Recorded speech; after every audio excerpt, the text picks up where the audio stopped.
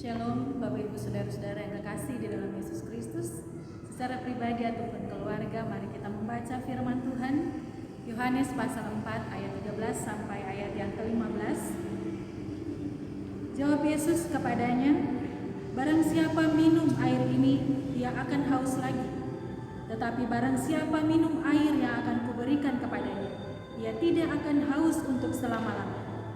Sebaliknya, air yang akan kuberikan kepadanya akan menjadi mata air di dalam dirinya, yang terus-menerus memancar sampai kepada hidup yang kekal."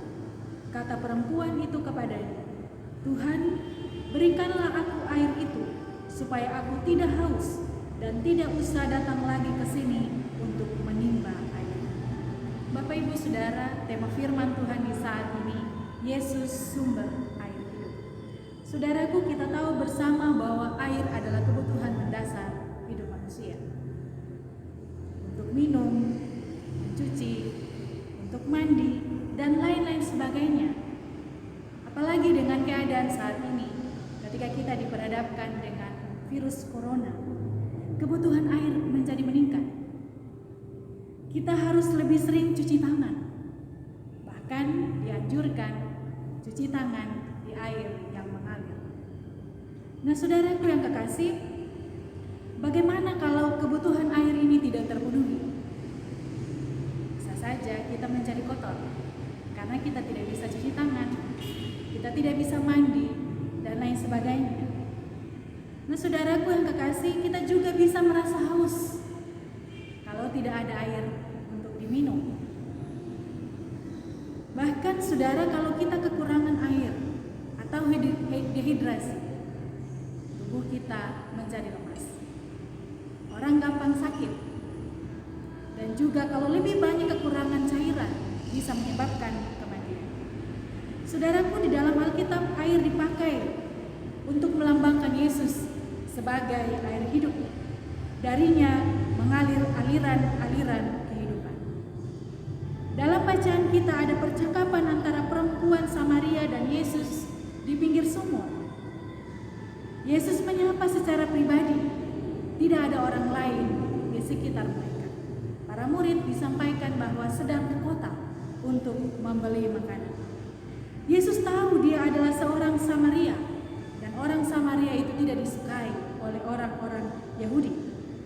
Mereka memandang orang Samaria sebagai orang berdosa yang tidak layak untuk menerima kasih karunia. Untuk itu, ketika Yesus meminta minum, perempuan Samaria ini heran. "Masakan engkau orang Yahudi minta minum kepadaku orang Samaria?" Selain itu, perempuan ini juga memiliki kehidupan pribadi yang kurang baik. Dia punya 5 suami. Bahkan yang bersama dengannya di rumah bukanlah suaminya. Dia kawin cerai atau mungkin tidak memiliki ikatan perkawinan yang sah. Orang-orang seperti ini dalam kehidupan masyarakatnya sendiri ia dikucilkan dan terisolasi dari lain. Untuk itu waktu menimba airnya di waktu siang, supaya tidak bertemu dengan perempuan atau orang lain yang mungkin akan mengucilkan. Jadi Yesus benar-benar menyapanya secara pribadi dan mengubah kehidupannya. Nah, saudaraku, ada 2 hal menarik dari bacaan kita saat ini. Yang pertama, bahwa Yesus menawarkan air hidup. Yesus meminta air kepada perempuan Samaria untuk menghilangkan rasa haus dan letihnya secara jasmani. Tetapi yang ia tawarkan kepada perempuan itu adalah air kehidupan. Kalau minum air dari sumur ini masih haus, tetapi barang siapa minum air yang diberikannya tidak akan haus lagi. Bahkan akan jadi mata air di dalamnya yang terus-menerus memancar sampai kepada hidup yang kekal. Yesus sedang menawarkan air hidup itu, dan tanpa melihat latar belakang perempuan ini, entah karena dia seorang Samaria atau kehidupan pribadi dan keluarga yang tidak baik. Yang kedua, respons perempuan Samaria. Sekalipun yang dipahami oleh perempuan ini bahwa yang Yesus tawarkan adalah air jasmani supaya dia tidak haus dan tidak usah datang lagi untuk menimba air di sumur itu. Tetapi responsnya luar biasa. "Tuhan, berikanlah